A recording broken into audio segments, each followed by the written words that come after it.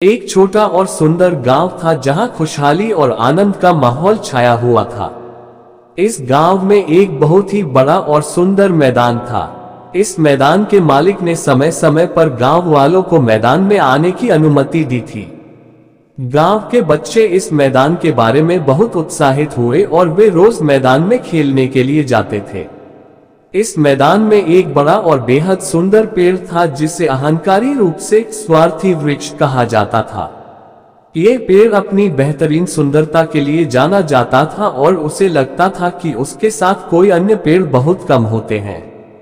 वह अपनी ऊंचाई और आकार के कारण गर्व महसूस करता था। एक दिन उस मैदान में आए हुए बच्चों ने स्वार्थी पेड़ की खूबसूरती की प्रशंसा की और उसे अपना दोस्त माना। उसे यह बहुत अच्छा लगा कि कोई उसकी तारीफ कर रहा है और वह बच्चों के साथ समय बिता सकता है। लेकिन जैसे जैसे समय बीता, स्वार्थी पेड़ ने एक एक करके अपने दोस्तों को मैदान से दूर कर दिया। उसे यह चिंता नहीं थी कि उसने दूसरों की प्रसन्नता को नष्ट कर दिया। उसे तो सिर्फ अपनी खूबसूरती दिखाने में ही रुचि थी। धीरे धीरे मैदान सुंदरता से वंचित होने लगा।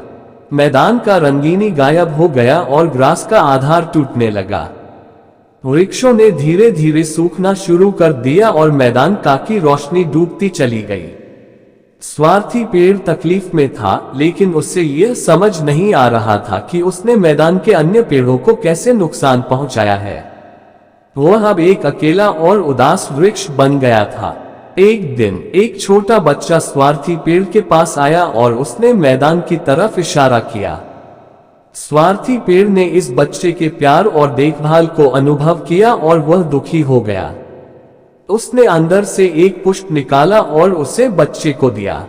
जैसे ही बच्चा मैदान में पुष्प को लेने के लिए आगे बढ़ा, एक चमकदार रोशनी और रंगीन रोशनी मैदान में फैल गई।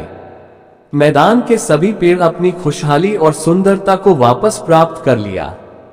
स्वार्थी पेड़ को यह एहसास हुआ कि उसने बच्चे के साथ अपनी प्रेम को साझा करके सच्ची खुशहाली प्राप्त की थी। स्वार्थी पेड़ ने अपना अहंकार छोड़ दिया और उसने गहराई से अपने दोस्तों के साथ साझा करने का निर्णय लिया।